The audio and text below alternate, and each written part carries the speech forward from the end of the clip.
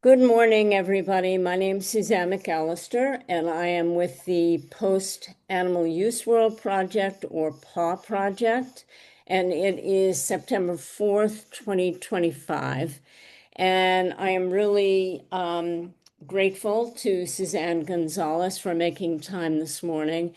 And Suzanne is the PAW Project's featured visionary for this month, which you'll be hearing about during this interview and then on our website and newsletter.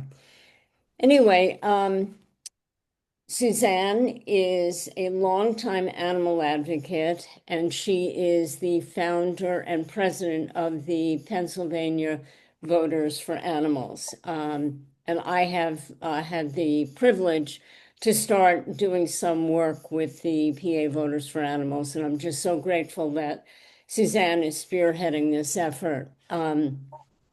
So I'm hoping that Suzanne will tell us a little bit about her background, and then we'll get into what she's doing with PA Voters for Animals.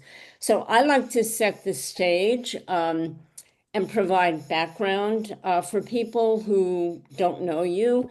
Whatever you like to share can be where you grew up, education, work that you've done before or alongside of your animal advocacy. So whatever you'd like to share with us.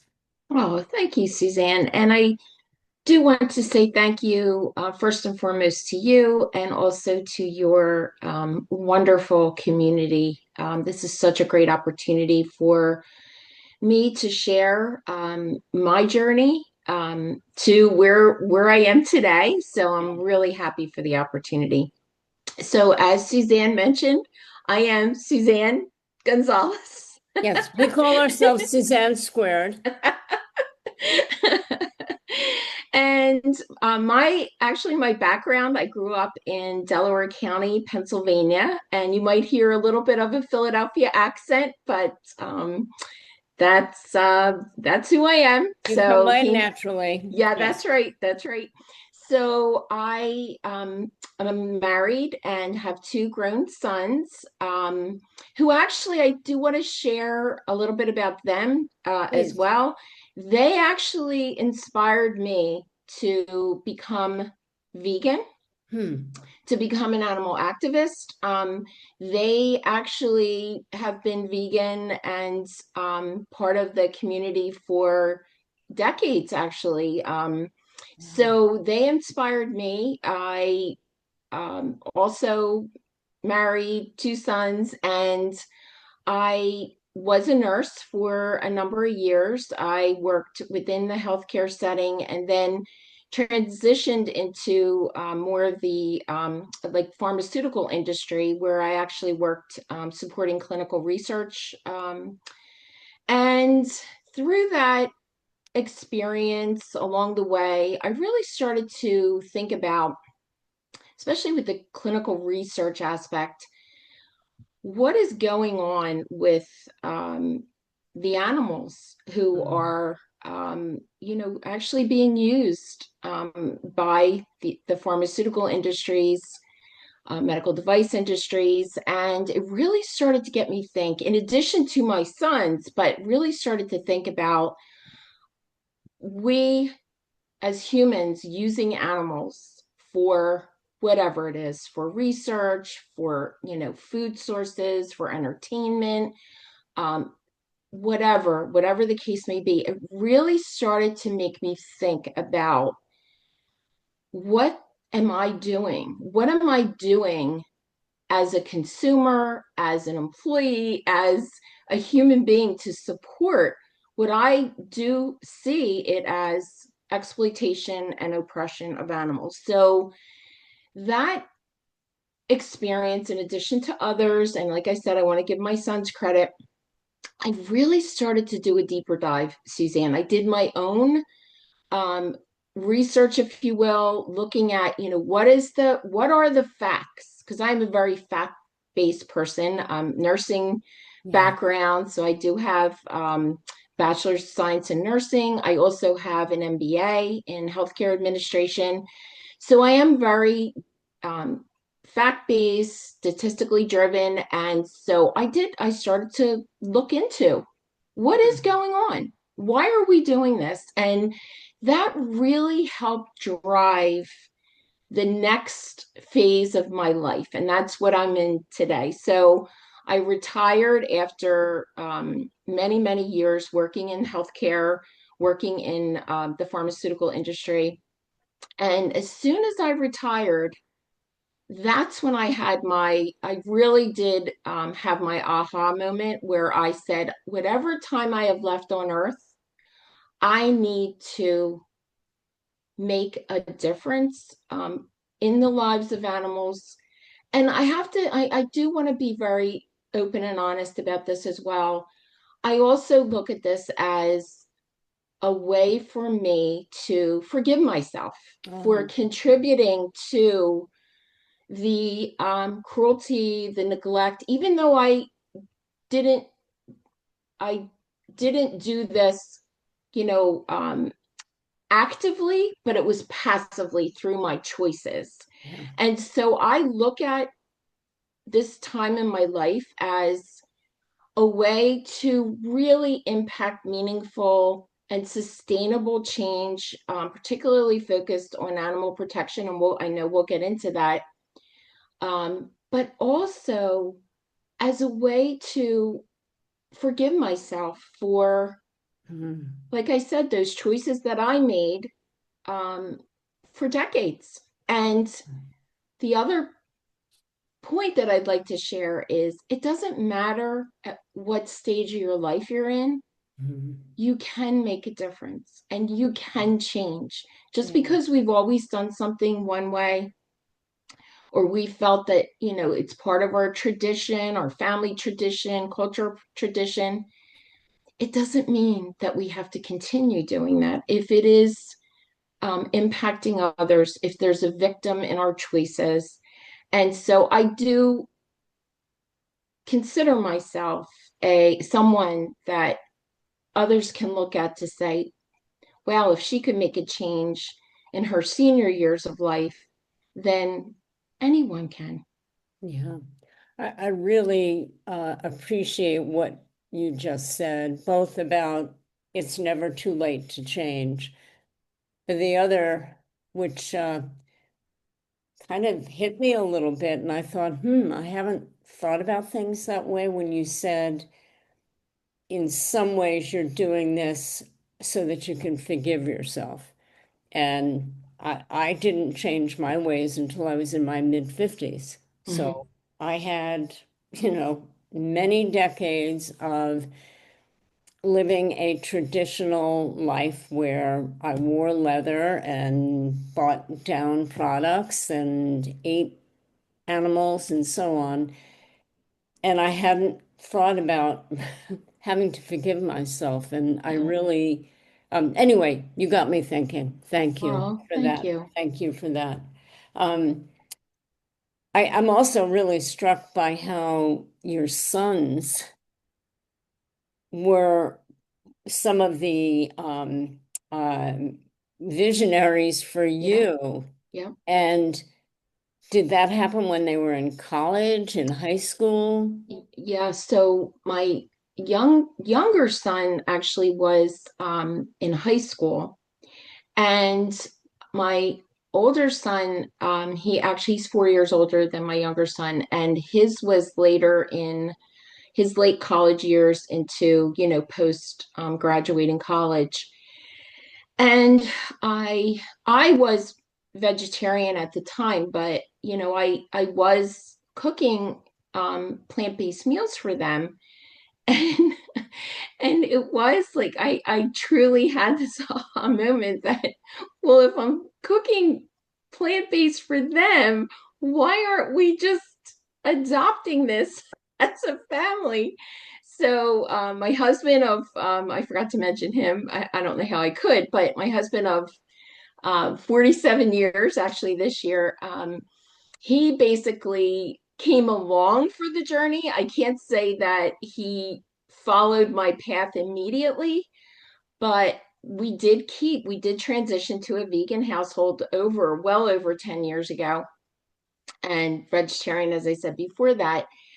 And through that, and then also my husband has developed these friendships with our neighbors' cows, and they have sheep back there. And through their eyes, meeting his soul, he actually transitioned to veganism. And he is now at 74 years old. I consider him in his own way an activist. Yeah. He'll wear, you know, vegan t-shirts to the gym. He has people asking him.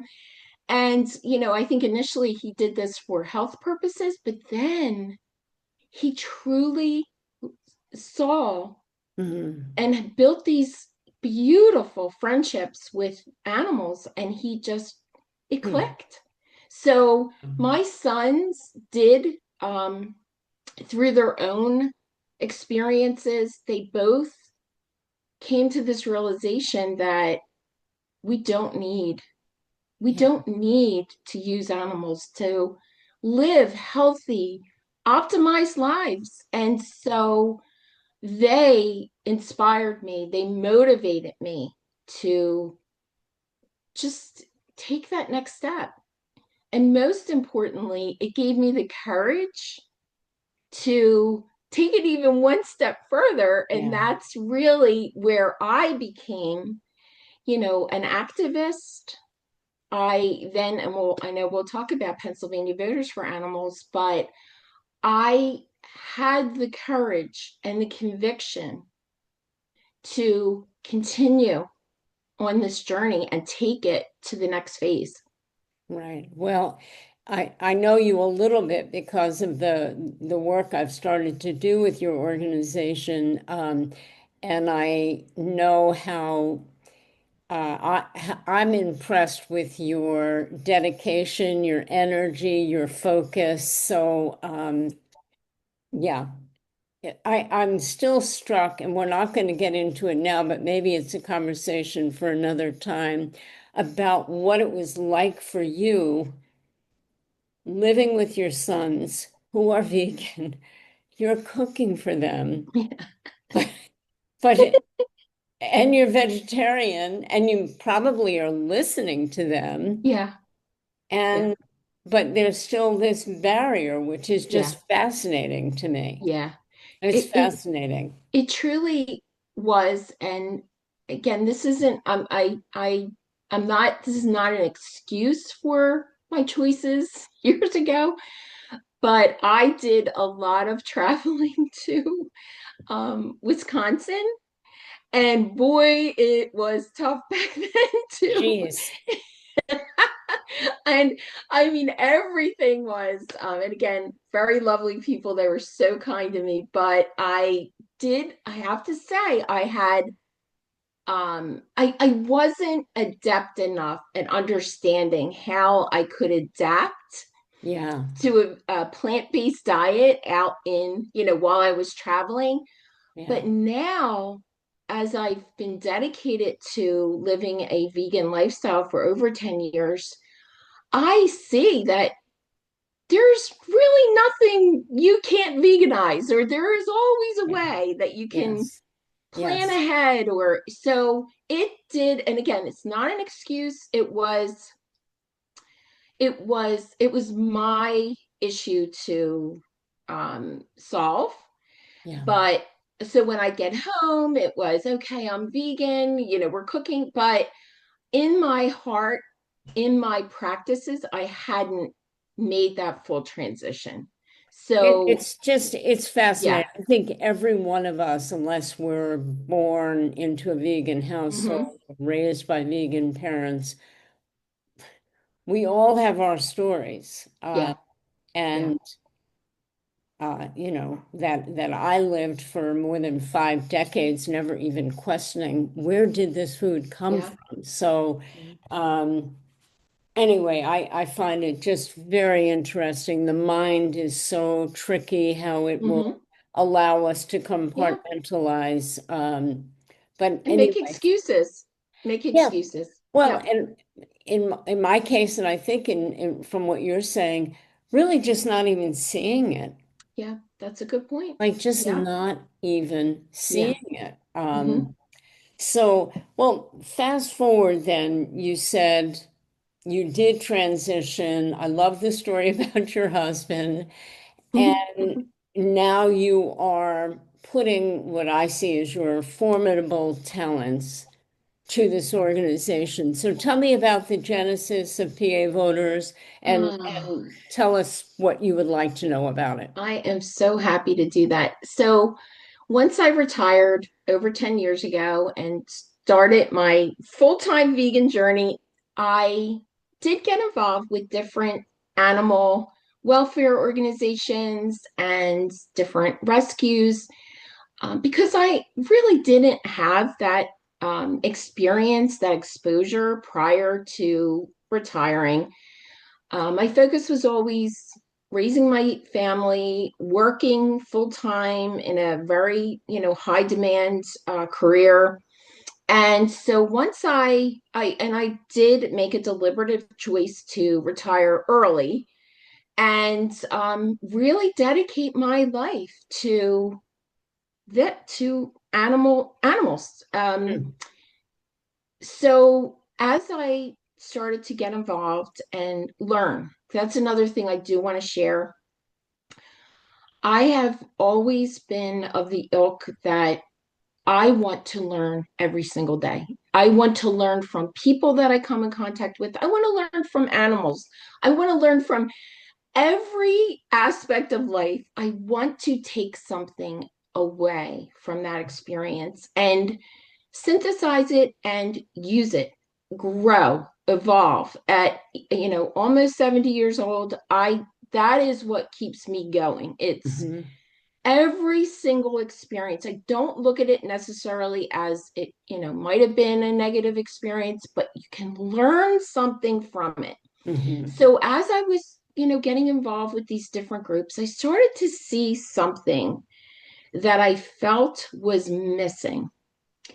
And that was that we needed a grassroots advocacy group.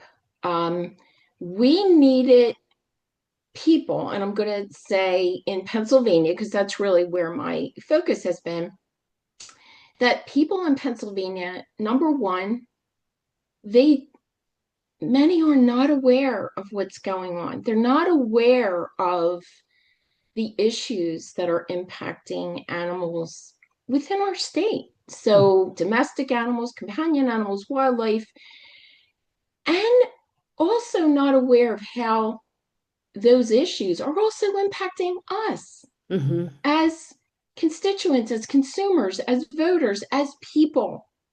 And so I started to see this and I thought, there's so much emphasis from my experience, and that's all I can share is just what I saw, what I felt is, there's so much emphasis on the, as we talk about trying to get stronger animal protection laws in Pennsylvania, what I saw was there was a lot of emphasis on, we have to be very aware of how the legislator is going to feel or how the special interest groups are going to react to what we're proposing. So let's say a stronger law to end puppy mills. So we'll talk more about Mhm. that later, but as an example. And I found that what was missing was the people part, Mhm. that, working to inform people about the issues, building that grassroots coalition, using the power of our voices, of our votes to drive change. I didn't see that emphasis. Mhm. And so through that, I thought, you know what? Why don't we start a Yeah. group that will be small, grassroots, all volunteer, and where our stakeholders are not going to be anyone other Mhm. than the animals. Yeah. And so, I thought about it. I was thinking about it probably like 2 or 3 years ago. And so I started looking into, okay, what kind of groups are there? What kind of, I knew I wanted to be a nonprofit or group to be a nonprofit. So I actually started reaching out to other groups who are doing what I saw as the need in Hmm. Pennsylvania.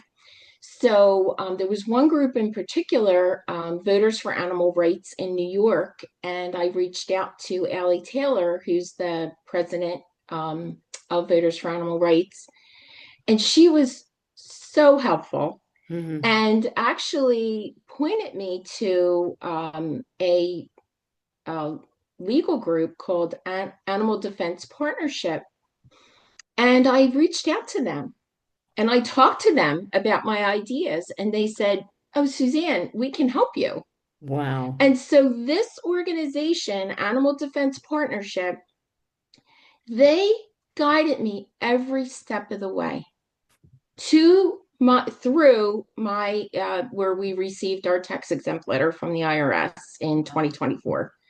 So I felt that, talking to different people that have done this, I felt, you know what, Suzanne, you're on the right track. I also reached out to people that I know, my inner circle that I've built over the past 10 years, the vegan community, the animal rights community, and everyone was, "Oh, Suzanne, like, yeah, we'll help you. Hmm. We'll join you included." And Hmm. it just gives me more inspiration, more motivation to continue on this journey.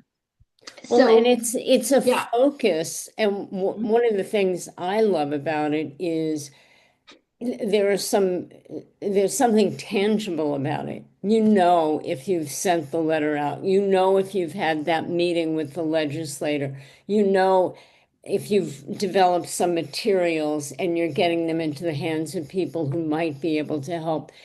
It's one of the things I really appreciated when I found out about your organization. I thought, yeah, this is something where I will be able to gauge what did I do today? So I really, and so I have really appreciated it. And like I said, I think because of the way your mind works and your energy and your dedication and your ability to hold all of this in your head, as you've talked to me about the work that you're doing, I've just been really impressed. Well, thank you, Suzanne. That means the world to me. It truly does. So we, and I'm going to say we because this is not a me. This is us. This is an organization that we're building and growing. And as I shared, it was started. Um, it is all volunteer. It was started by 4 women. Um, Karen Winkler, Cheryl Petrillo, and Jen Ramos Bushman, who I've known for since I started my journey 10 years ago.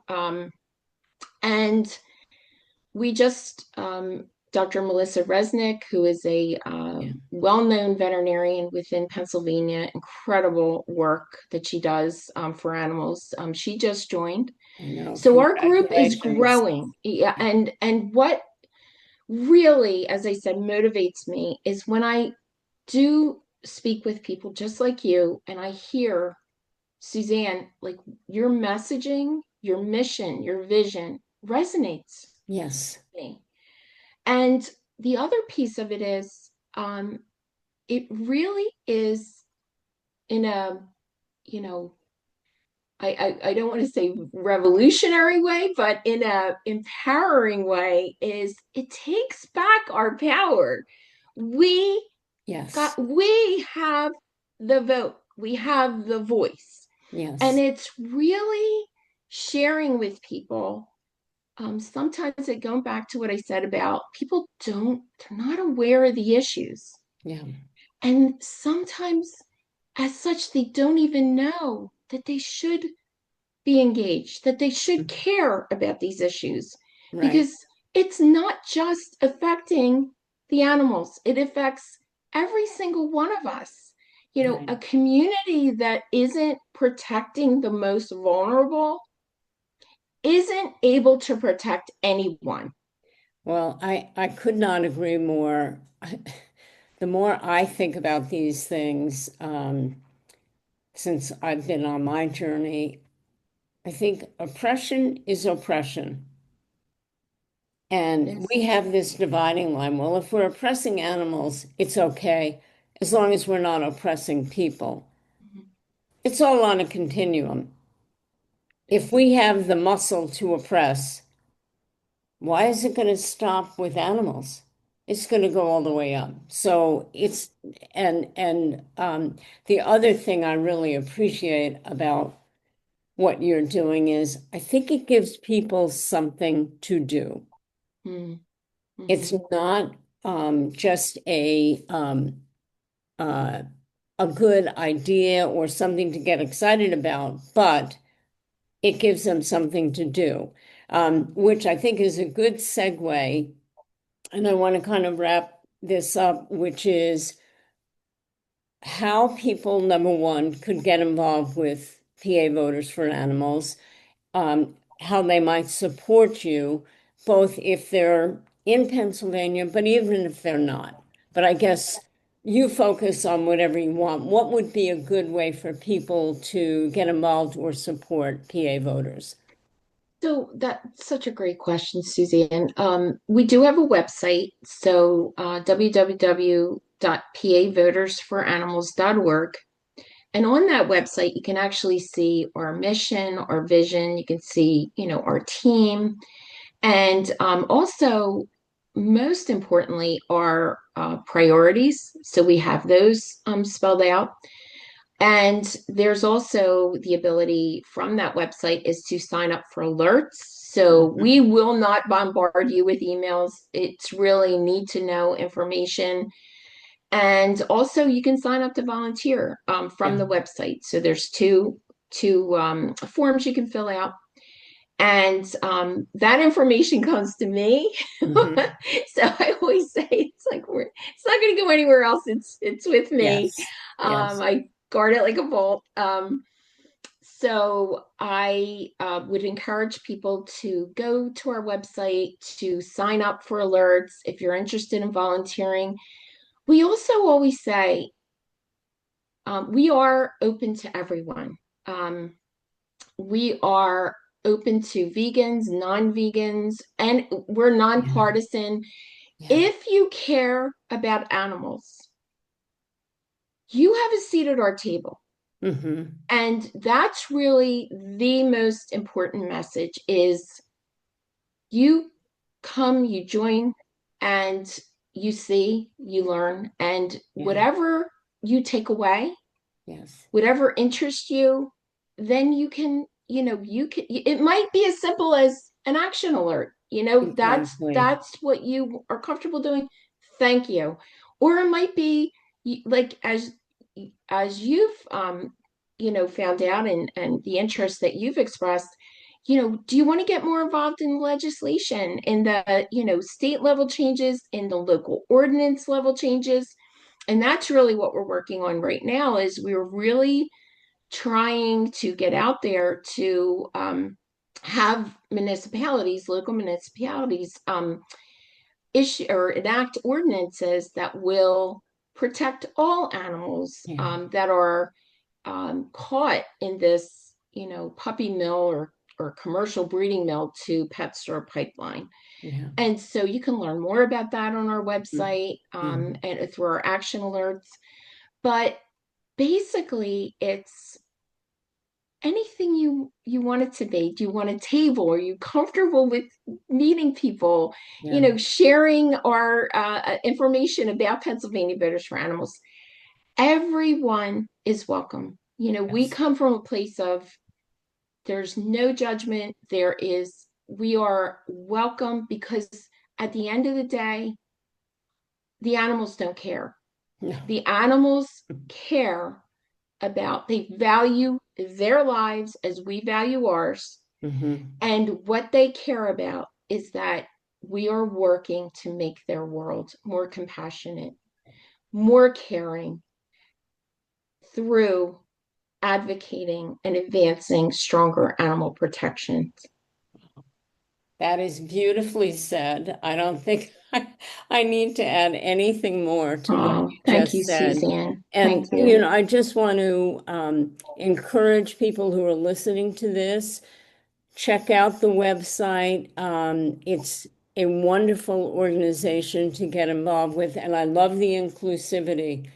You don't have to be vegan. You don't even have to be vegan curious. If you Oh, care about animals, yeah. there will be something for you to do. I Yeah. promise you. Yeah. Yeah. Oh, thank you, Suzanne. Thank Thank you. you for Thank your you. time and thank you for what you're doing. Thank you. And you too. We couldn't Well, do this without you. Thank you. I love working with you. So Oh, it's thank fun. you. It All is right. fun. Thank you. All Thanks. right. Okay.